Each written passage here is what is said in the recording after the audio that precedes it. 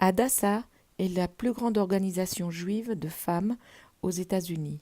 Cette organisation est active dans plus de 15 pays, dont Israël. Il existe deux campus hospitaliers universitaires. Le premier, construit en 1939 au Mont Scopus, le second, construit en 1961 à Ein-Karem.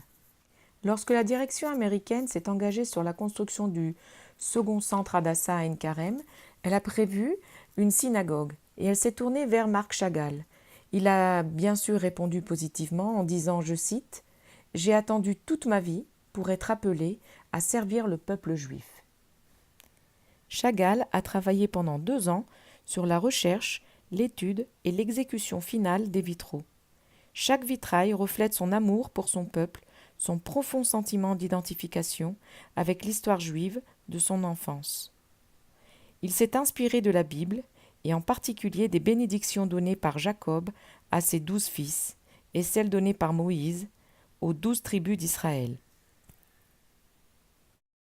Ruben, Siméon, Lévi, Juda, Zabulon, Issachar, Dan, Gad, Asher, Nephtali, Joseph et Benjamin. Inaugurés en février 62, les vitraux furent endommagés durant la guerre de 67. Il aura fallu 1 année pour les remettre en état. Pour la petite histoire, Marc Chagall a tenu à ce qu'il reste une trace de ce qu'il s'était passé pendant la guerre de 67, et c'est pour cela qu'il a gardé l'impact d'une balle, volontairement, sur l'un des panneaux.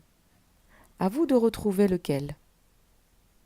Petit indice, c'est un des panneaux qui est vert. Je terminerai par une citation de Marc Chagall concernant son œuvre.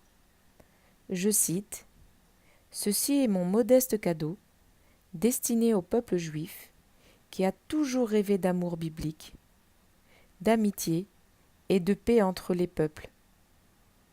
C'est un cadeau à ce peuple qui a vécu ici, il y a des milliers d'années, parmi les autres peuples sémitiques. » Marc Chagall, 6 février 1962.